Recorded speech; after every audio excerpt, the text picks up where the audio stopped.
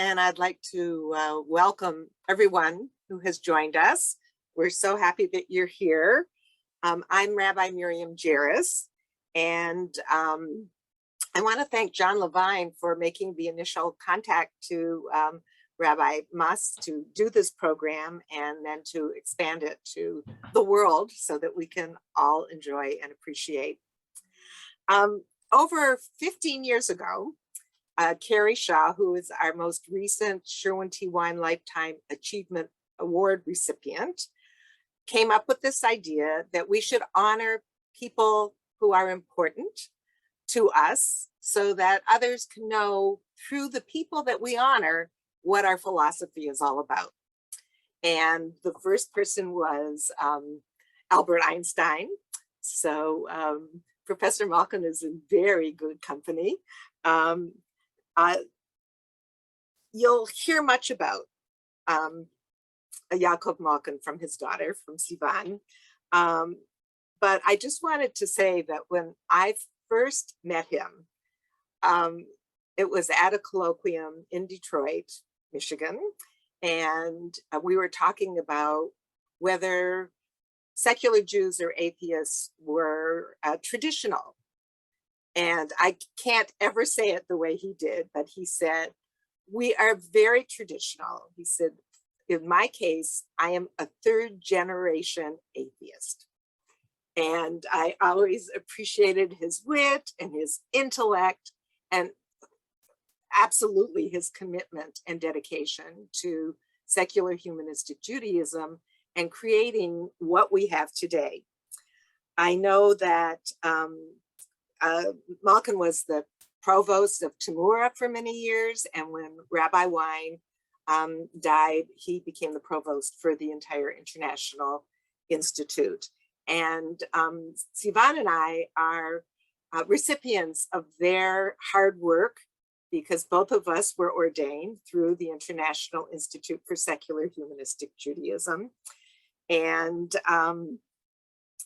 I always give homage to the work that he did.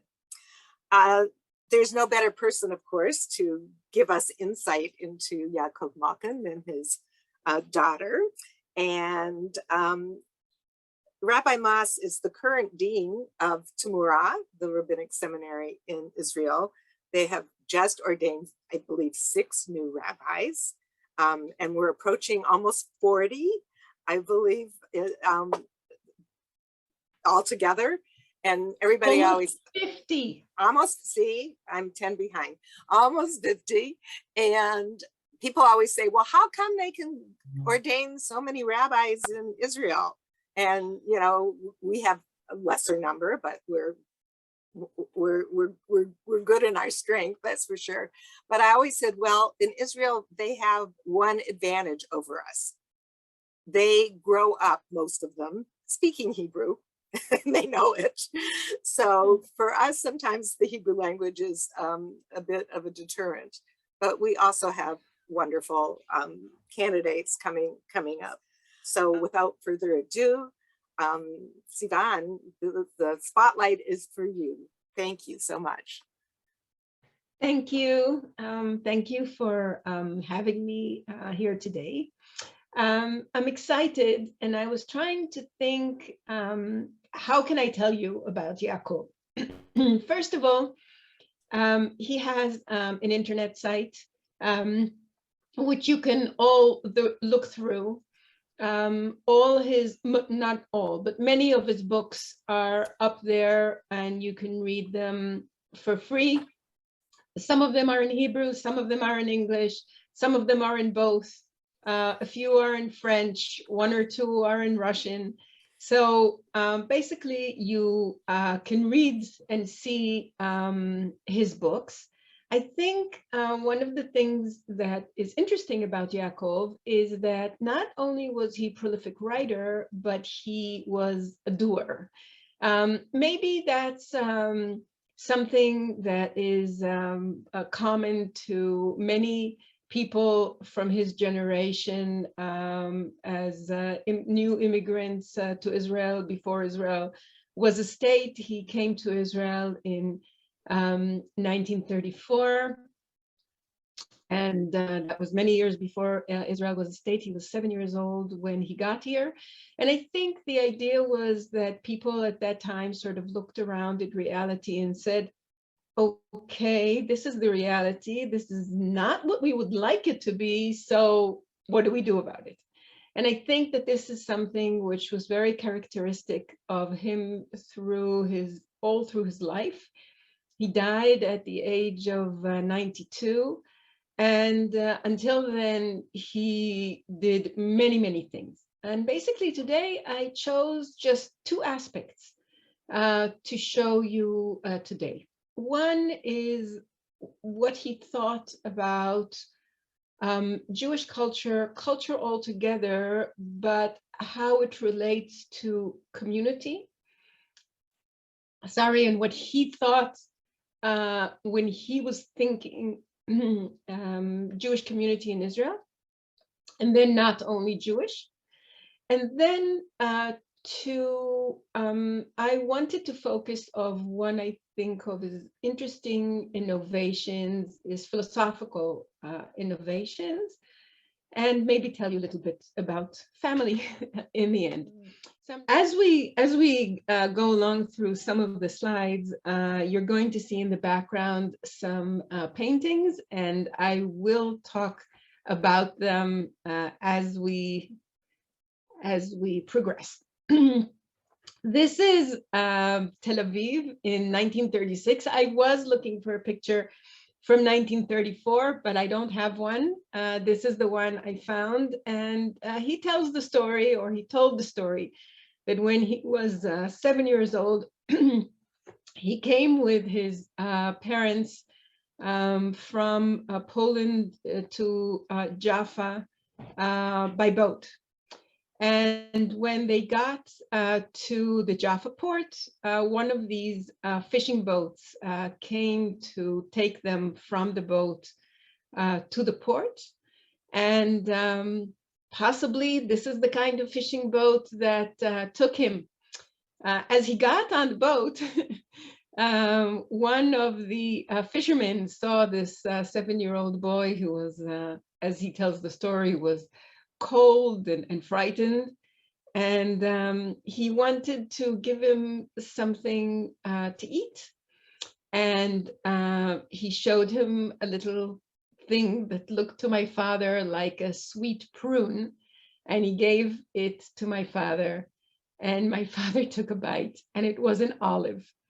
You can imagine the disappointment. It wasn't a Polish sweet prune, it was a Jaffa olive. So this is one of his first memories from Tel Aviv. And he ended up living not very far from Jaffa in Tel Aviv for many, many years. This was his hometown. But in the late 1950s, and I'm jumping many years ahead, he wrote an article during the time that he was the artistic director of the Habima Theater in Tel Aviv. He wrote an article about the new community center in Israel.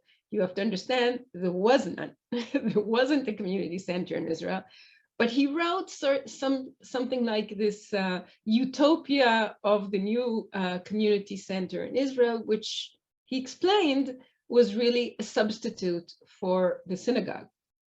And the mayor of Haifa read that article and called him up and said, why don't you leave Tel Aviv and come here to Haifa? This is the house that I will give you to build the community center. And above, as you can see, is a house which was built as a hotel in the late 1800s and given eventually to the municipality of Haifa by the Rothschild family. And Yaakov, my father, decided that this is what he should do. And eventually the family, I wasn't born yet, the family moved to Haifa to start building the community center. He has a book.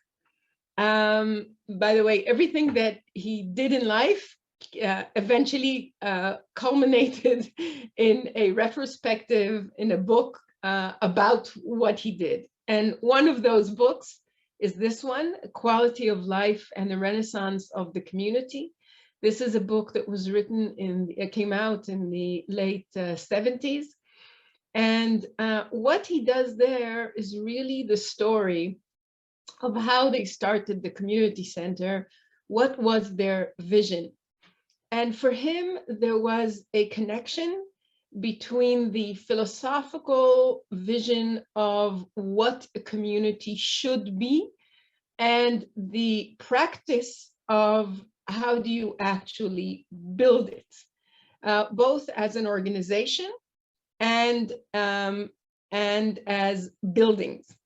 And so he started with this small building that I was telling you about, which they renovated. But this is very much the view of my childhood. I spent here many, many hours in this beautiful building and the gardens surrounding it. And in it, he built an art gallery. This is the main entrance to the old building. These are the gardens around. And this is the area. The area, as you can see, there is an old photo on the top and a more modern photo, even though that one is pretty old also, of what is called Mount Carmel in Haifa. So this is the area. And he believed that not only do we need to create this community center, but this should be a meeting place for Jews from all around the world who will come to enjoy Jewish Israeli culture as it evolves. And he had this dream of this campus in which there will be a hotel and and dormitories for students and a big auditorium and a park and et cetera, et cetera. And he, as usual, wrote an article and went to a friend of his who was an architect by the name of Mansfeld, the same architect who eventually designed the Israeli Museum and many, many other famous buildings, and said to him, let's design this campus. And Mansfeld said, you know, and where will the money come? And Yaakov said, I have no idea. But if we don't have a design and we don't have a plan, then we won't have the money for it. And Al Mansfeld actually sat down to draw the plans. And eventually the campus was built. This is the center. It is quite big. It does have a big auditorium. The hotel was never built, neither were the dormitories. But I think that I will try to explain with it what his idea for a new Jewish community center or a new synagogue should be. So a new synagogue, like the old synagogues, should have music, should have performances, should have kids having a good time, and should have parents at the same time enjoying themselves, doing other things. And this is a place to get together, and the content doesn't have to be a synagogue ritual.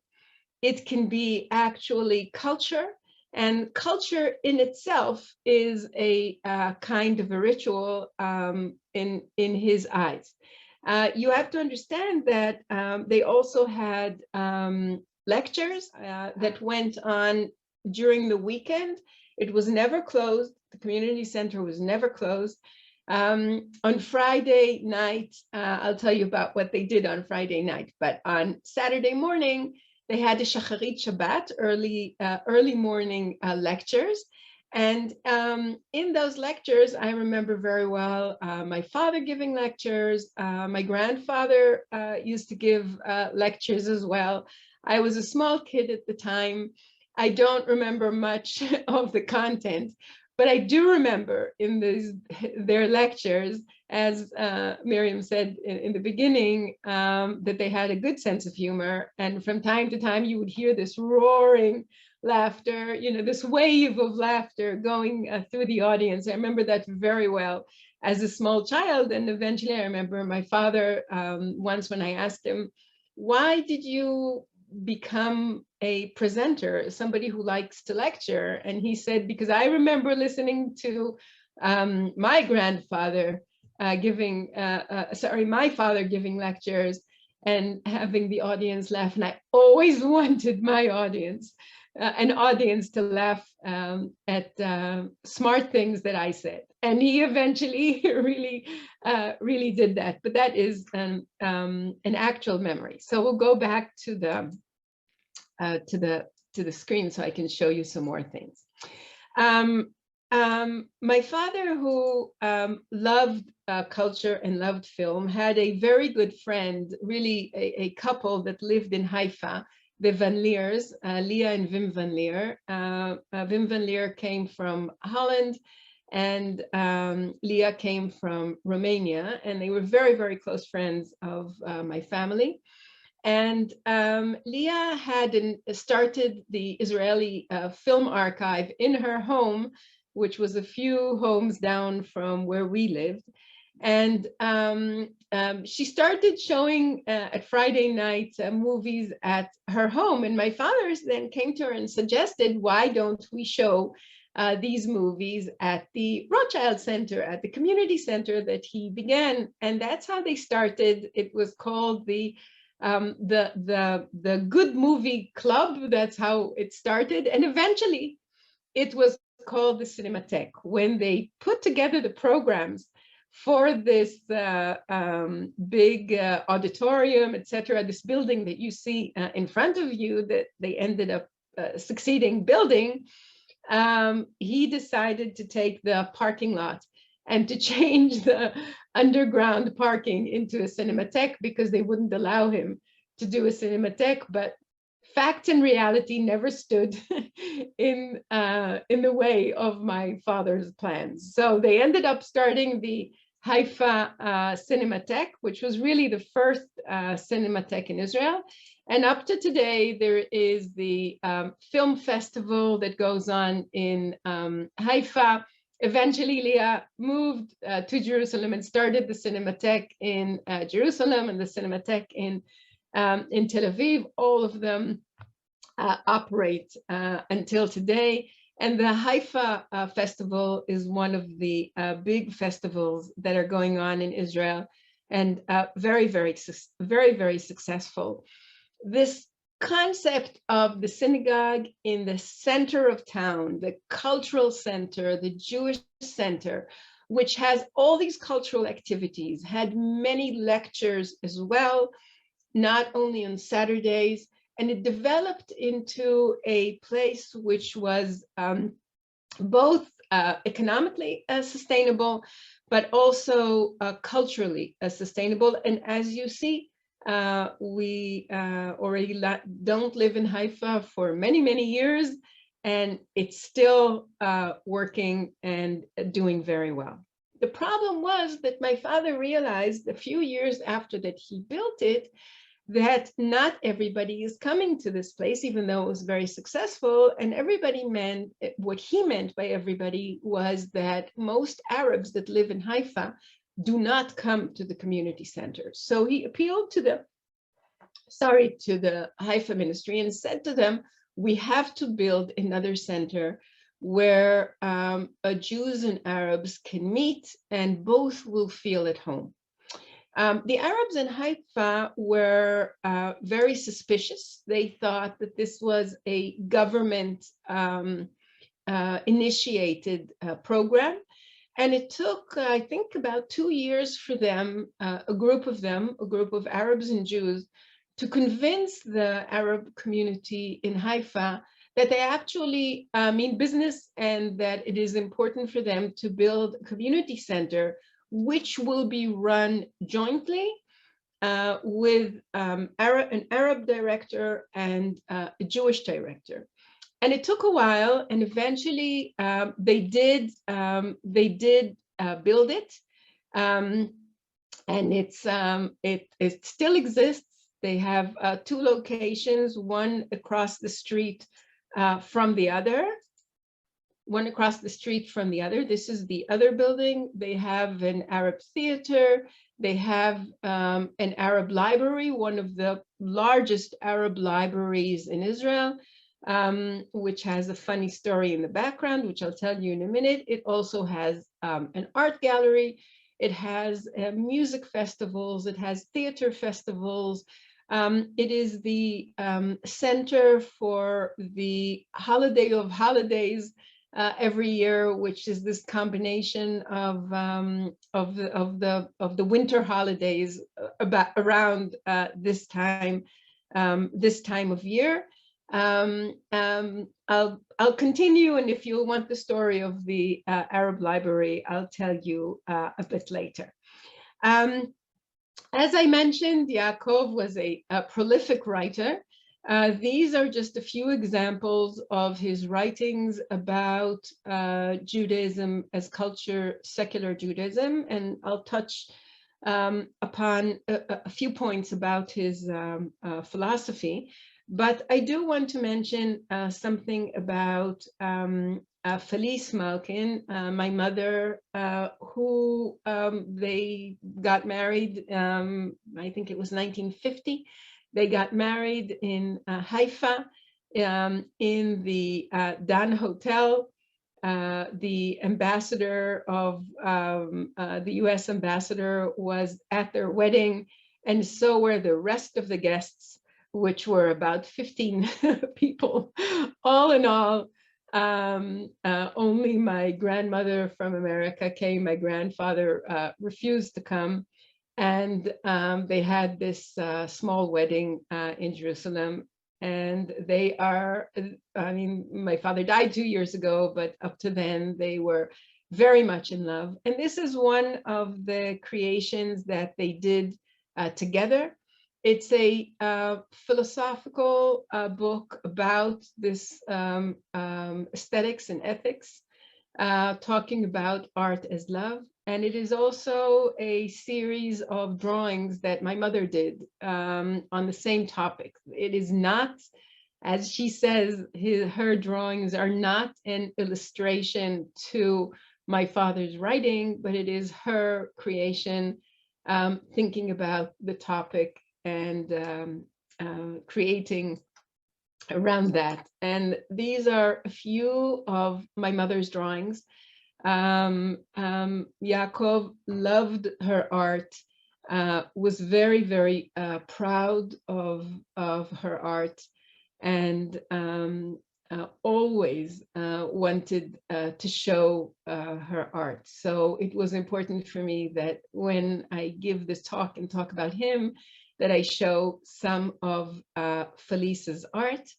And this gives me also an opportunity to remind you that there is a video, a recording of a meeting that we had, I think it was 1.5 years ago, in memory of my father. And you can see it. I'm sure Miriam can send you the link, and you can hear more about him and some of his talks that he gave in Detroit and in Federation talks around the world.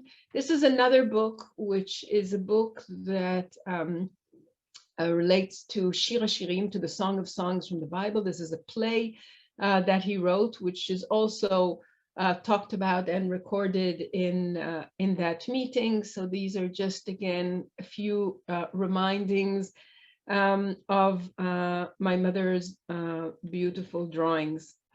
I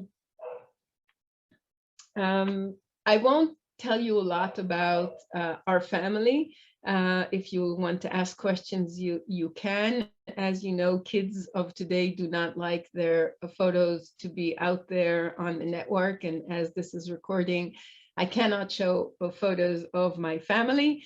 But I did want to tell you that one of the things that characterized my father was the fact that even though we lived in Israel, a small provincial country, that's how he called it, it was very important for them, for both of my parents, that we travel around the world, that we get to understand dialogues between cultures, because as you know, Jewish culture has never developed in a vacuum, but also always in a dialogue with other cultures. And he also believed that we should aim high and that we should always look at masterpieces, and masterpieces you should see in the original.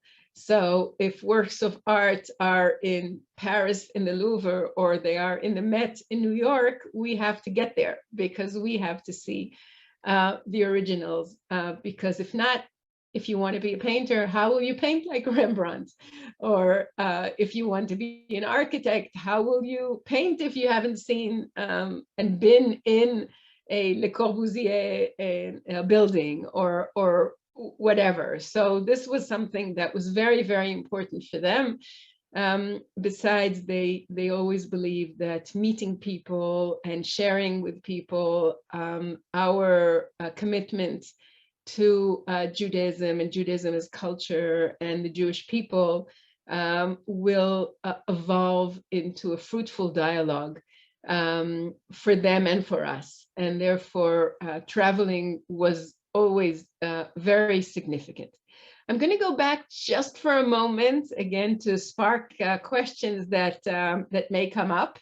There was this is a meeting between Yaakov and Jackie Khoury, who is a journalist, who was asking my father about his days in those years that I quickly jumped between the Jaffa port and us in Haifa, of what my father did. And one of the things that Yaakov did was that he was a member of the Haganah, the underground in Israel before the state of Israel was established.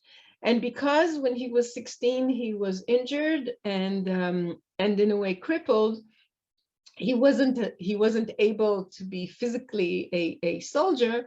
He then had the underground radio station. And this is him telling Jackie Khoury about it. And I also found an archive picture of the Israeli radio show, because after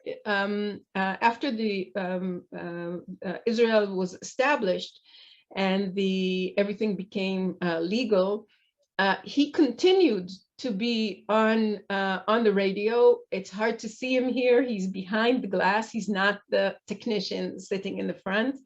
And one of the radio shows that he was on every week was something which was called Bimot and Badim. And this was about theater. His father and himself, Rabbi Malkin and Yaakov Malkin, would appear once a week criticizing theater. And they did that for a long, long time. And the funny thing is that many, many years after, my eldest daughter married this young man who we found out was the son of an actor who got lots of criticism on his Yaakov's show.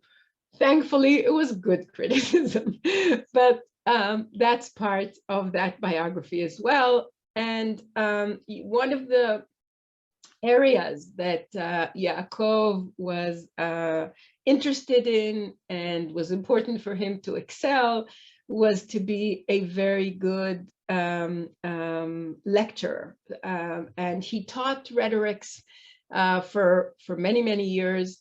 And we still do. We still teach rhetorics with his method in Tmura. One of his books that, by the way, I just suggested to the IISHJ students that I'm going to be teaching soon in the Israel course, is this book that recently came out in English. And this is a book that I think could be very interesting for you. Basically, it talks about the fact that secular Jewish culture follows the tradition of about 300 years of secular Jewish thought. It talks about its roots in the works of Maimonides and other thinkers, followed by Spinoza, and realizing how did they start, or how did the process of secularization base itself on these thoughts, or did they actually spark this process? This new system of thought in the modern era, what we call secular humanistic, is based on, as we all know, individual choice rather than on something which is prescribed to us by rabbinical sages and writers, et cetera, et cetera. It's not one of disbelief, he claims, but rather one of beliefs of a different kind. And we'll talk about his major, I think, and significant focus on secular humanistic belief in just a minute.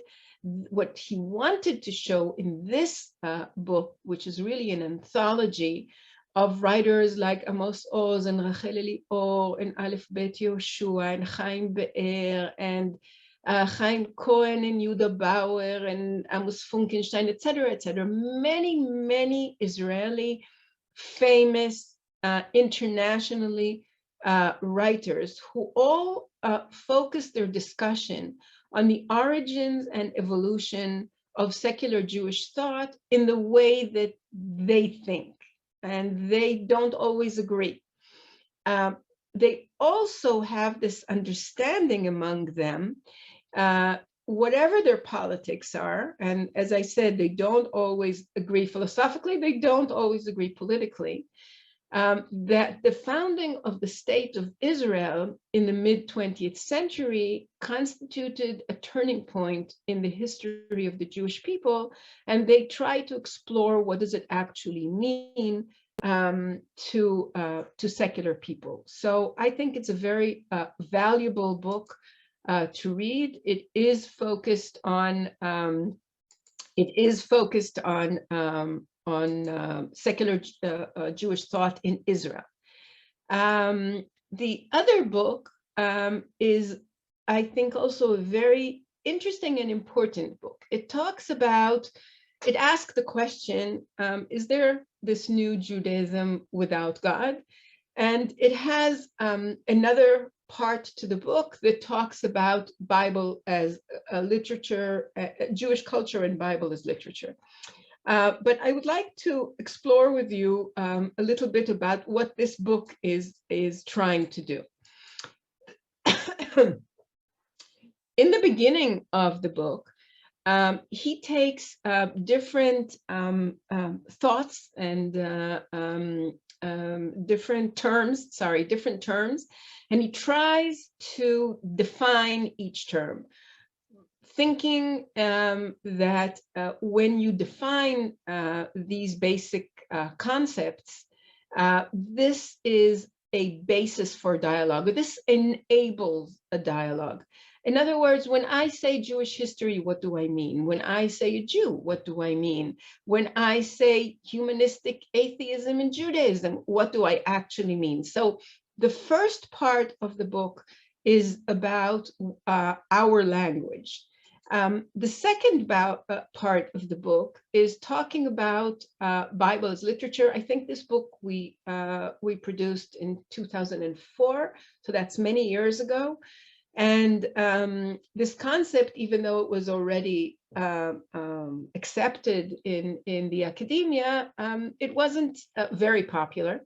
And for him, it was very significant because he looked at Western Western culture as part of, certainly until the 19th century, the major part of the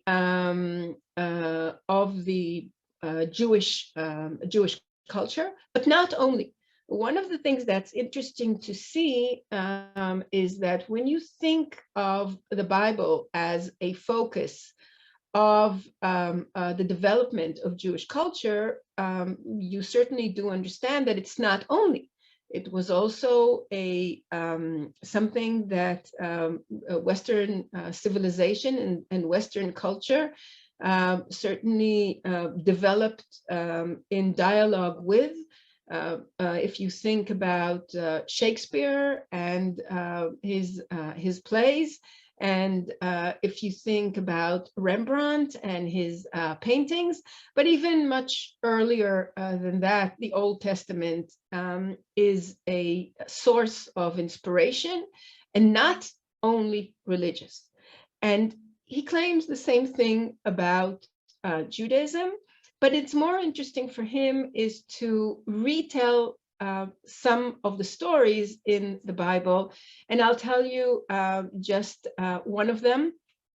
And the story is about the story of the Garden of Eden.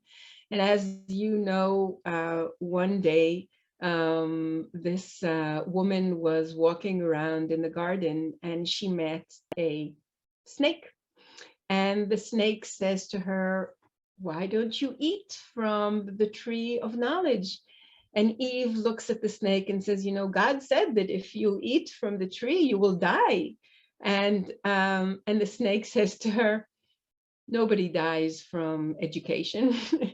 And he ends up being right. And she looks at the tree and she says to herself, "Wow, this is really a beautiful tree." And but she also looks at the tree and she says, "You know, it's good to be educated. It's fun, and chmad laskil. It gives you a good feeling to be educated." And she actually takes from the fruit, realizing that she is going against God. And Yaakov says that this is a revolution. This is her revolt against God, who tried to create a humanity that has absolutely no morals, a humanity that cannot tell between good and bad. And that according to the Jewish story, it is because of the woman that we are able to tell, to differentiate between good and bad. So I think it's a worthwhile story to read in his eyes. And I'll just share with you two more ideas, and then we will open up to question. Secular Judaism, Faith, Values, and Spirituality. This book was not translated into Hebrew. And one of the interesting aspects that he deals with in this book is spirituality, is this concept of secularity and spirituality. So I certainly think it is a worthwhile read. And what is this little chick doing there? Well, a similar one was on my father's computer, and would sit there, and from time to time we would hear from the other room, tick, tick, tick, tick, tick, knowing that this little chick was running around. He got this from one of his grandchildren, and he loved it. He had on his desk some really beautiful art, but he also had this little chick. So we're running a little short, so I will just describe something in this book. This is a book that has a preface written by Rabbi Sherwin Wine. Rabbi Wine and Yaakov met in 1990 when I was an emissary sent by the Jewish Agency to Detroit, Michigan. I happened to stumble upon the Birmingham Temple on Yom Kippur, got to know Rabbi Wein, and when Felice and Yaakov came to visit me, I think it was one of the first introductions that I did after Rabbi Wein asked me if I know about a speaker who was coming into town, and I said, yep, I know a good one. And Yaakov was always a sure bet, and he got involved with the movement many years before I did. And they became very, very good friends. By this time, I believe you have read what I wrote, what I quoted from the book. And Sherwin, in his way, really enjoyed their friendship. My father, in writing in the obituary after Sherwin died, said that he saw him as his brother. My father was an only child, and they were very much very close. They did not agree on everything, and they couldn't. You know Sherwin, and you know Yaakov. But they had a very strong friendship.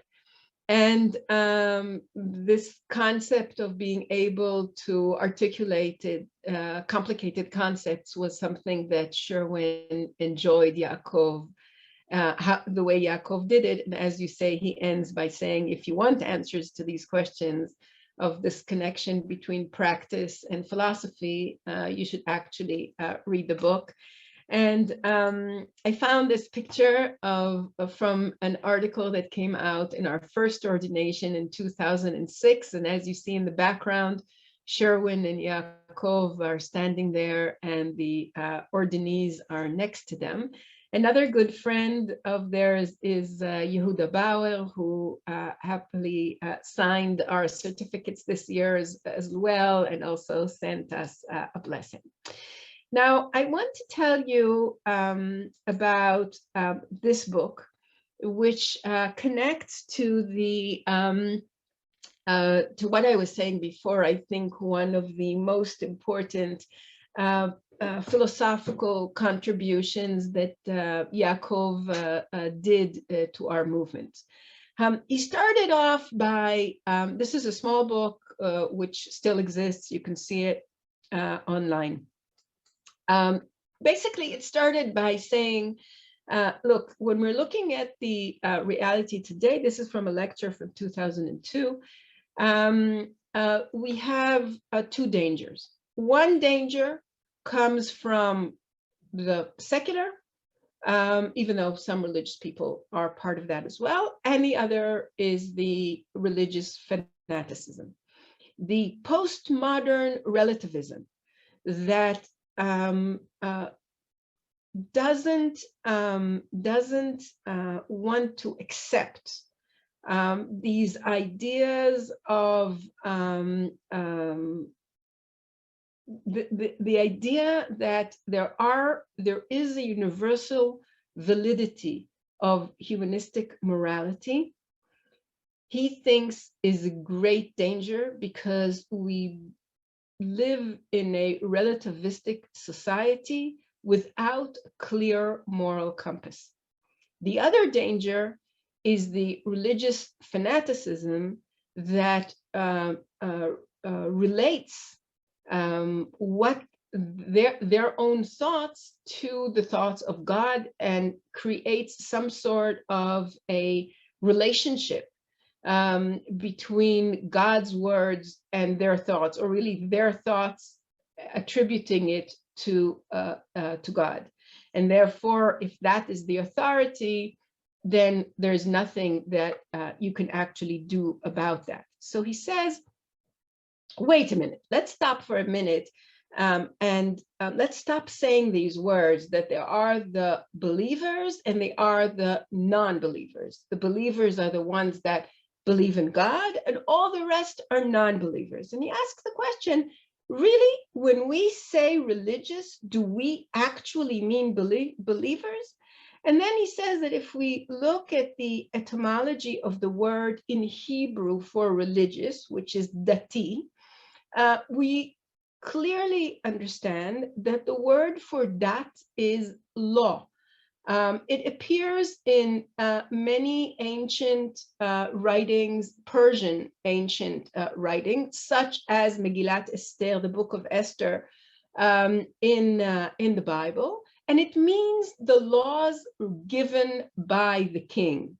And as you know, one of the names of God is the King of Kings. In other words, the laws given by the King of Kings to the people is what the people should actually do. So if once we said that our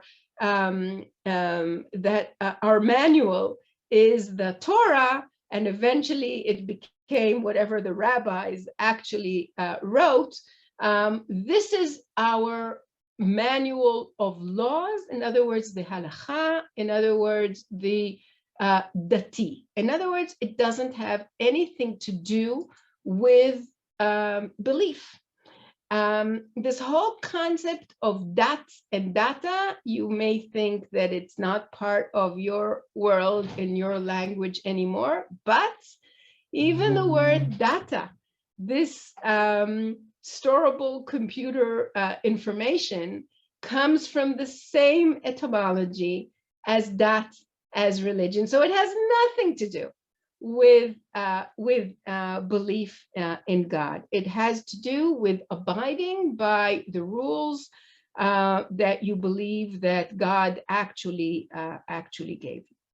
And if that is the truth, if that is that we are not talking anymore about the religious are the believers and the secular are the non-believers, let's ask a different question, and let us ask, what do secular Jews believe? If we talked about before about these two dangers, and one of this danger is the relativism, so what is he trying to say? What do Jews actually do believe? And then he suggests basically these three basic ideas. By the way, he has 13.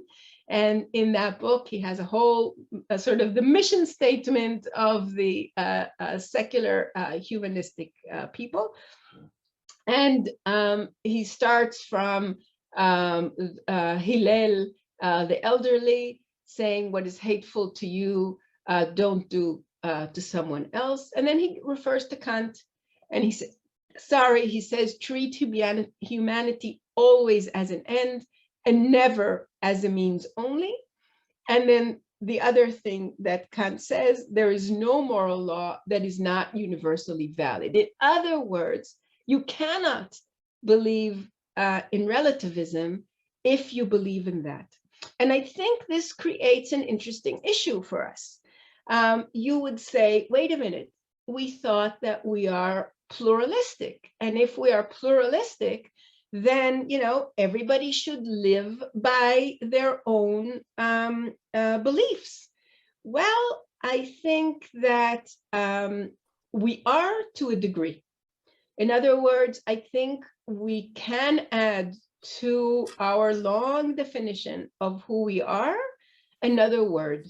And really the word is that we are Jewish, secular, humanist, and pluralist. In other words, our pluralism is not relative. Our pluralism has a compass, and our compass is humanistic. And therefore, true, we may not be truly pluralistic because we have a moral compass, because we have a set of beliefs. And I think that this was something which was very, very important to Yaakov. And I think that where they met, Sherman and Yaakov, was the integrity. In other words, on the one hand, say what you believe, but also do as you say.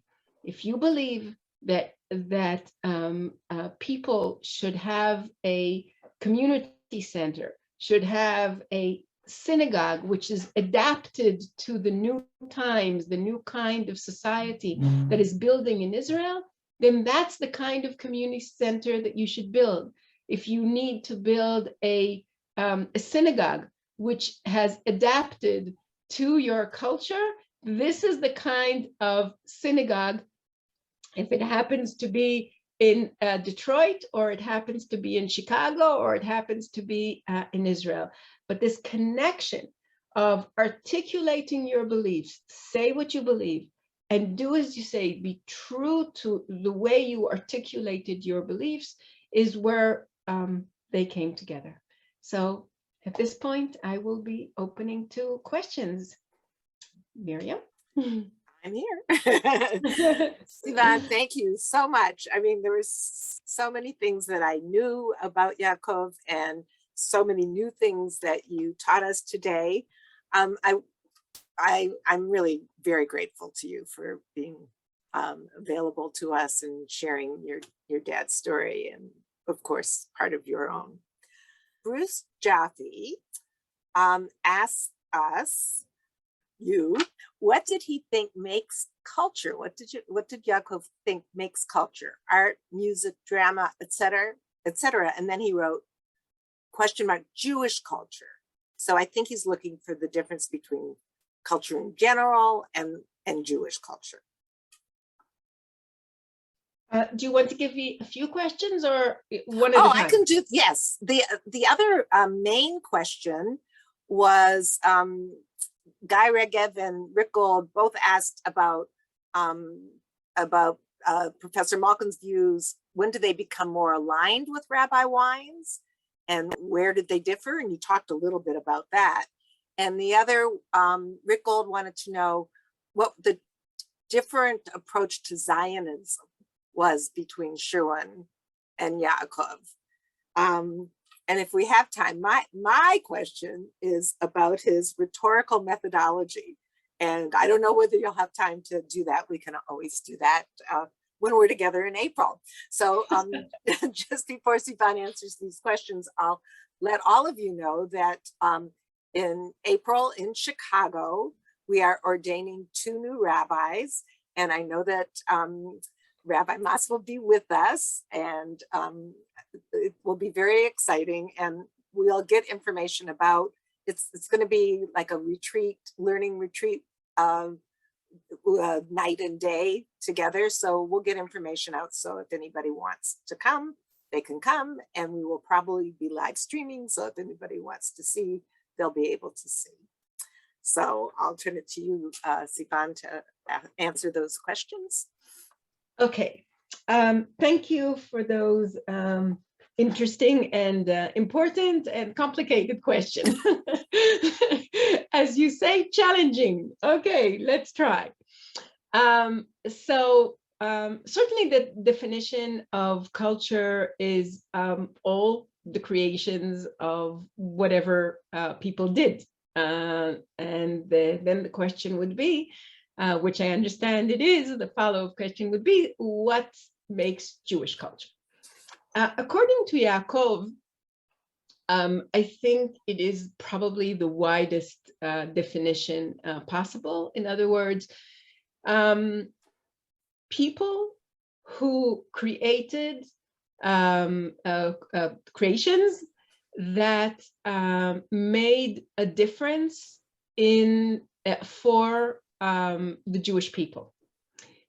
Some of them were Jews, maybe even most of them considered themselves Jewish, because for Yaakov, a Jewish person, like Chaim Cohen stated, Chaim Cohen was a Supreme Court judge and also was in Detroit at the time in one of the Federation conferences.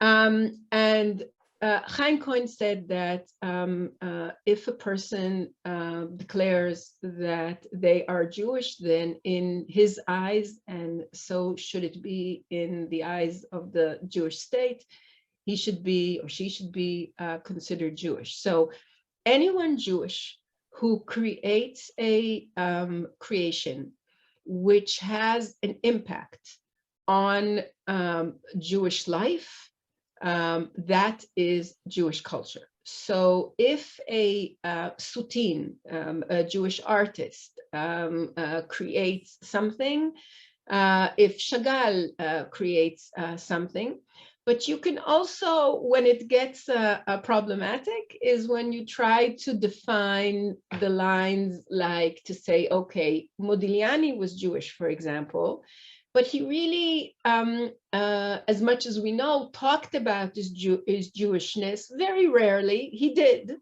but rarely. Towards his death, he talked about his Jewishness more. So all of his creations, are they Jewish cultural creations? Can we call them that way? Some of these questions really are debatable. But what is important, I think, that Yaakov stated, was that every person is born into a culture. Maybe except, Mowgli, but every person is born into a culture, is born into a nation. And what he develops within his life connects culturally to that nation. Now, you can leave a nation, yes, but as long as you don't, things do develop culturally within. And I'll give you an example. He says, for example, if a French person talks about liberty, immediately the association goes to the French Revolution. If a Jewish person that has read Jewish writings and lives a ritual Jewish life, whatever form he has, he does know that when you talk about liberty and equality, then this resonates within the story, for example, of the Shabbat, okay? That on Shabbat, everybody should rest, okay? Everybody should be free from work. So these are things that connect culturally to your culture. And certainly things like language and heritage and traditions, and these are all part of the cultural of the ethnic national culture. As I said before, the borders are open, and there's a lot of dialogue here. And for example, when we do Passover, and we sing songs about liberty and justice, we have songs that are not Jewish, but have become part of our Jewish culture. I think there are things that are closer to the core that is easier to see them as Jewish. And then as further that you go out, you see that there's more and more dialogue with other cultures. And then this challenging question of is it or isn't it is worthwhile continuing the dialogue about. The questions on Zionism. One of the things, let's start with what they agreed on. What they did agree on is that Israel should exist, and there should be a Jewish homeland for those people who either need it or want it, or both. With that, I don't think, anyway, at the time of the discussions that I was part of, there was never a dispute about that. I don't think there was a dispute about things that should change in Israel, and politics that need to change with the focus on human rights. They were both strong advocates for that. I think when it differs is the narratives of the history of the State of Israel.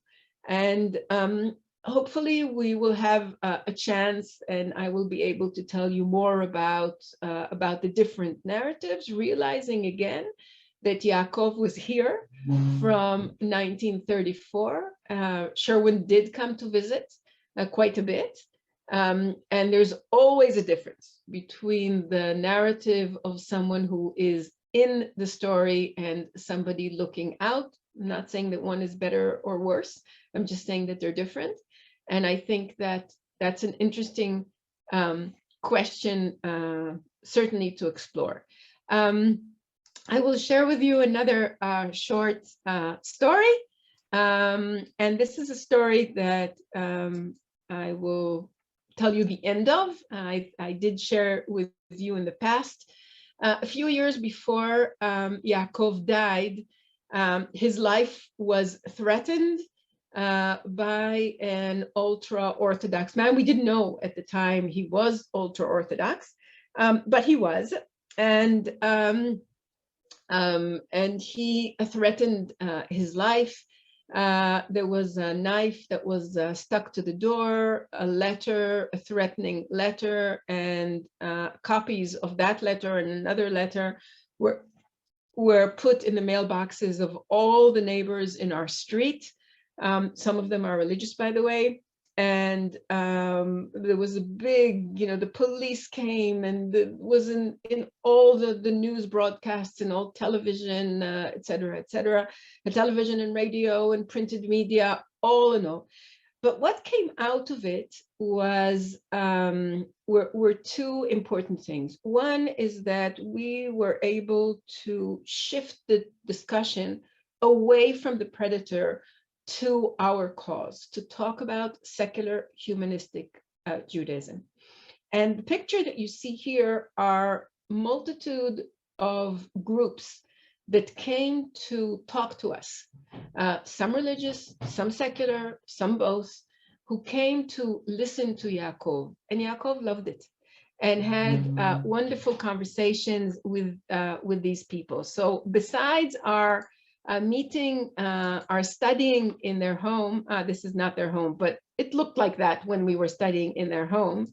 And besides more and more groups coming to our garden, and this is another group, we also had visits from politicians. And this is the president of Israel, Herzog, sitting and discussing with Yaakov secular humanistic Judaism. So I think maybe for the first time in a long time, there is a president to the state of Israel who actually heard about us, knows about us, and we have to think in the future, what could that mean for us? And the tiny little story in the end, one thing you don't know about Yaakov. Yaakov started the first discotheque in Israel in the cellar of this synagogue cultural center that he built in Haifa. So this is a photograph from this discotheque in Israel, because Yaakov believed in having fun. Okay. And I want to end on the fun. Because that goes to Yaakov's spirit, and besides his incredible intellect, his spirit of enjoying life and fun is something that will endure. So this is a picture of Yaakov on Purim when we're celebrating Purim at home. I thought this should be an image to keep in your mind in Purim. We still have Tu B'Shvat in the middle, but Purim is coming along. So have a happy Purim. Thank you so much for this opportunity. And thank you so much for taking the time. And thank you everyone for coming.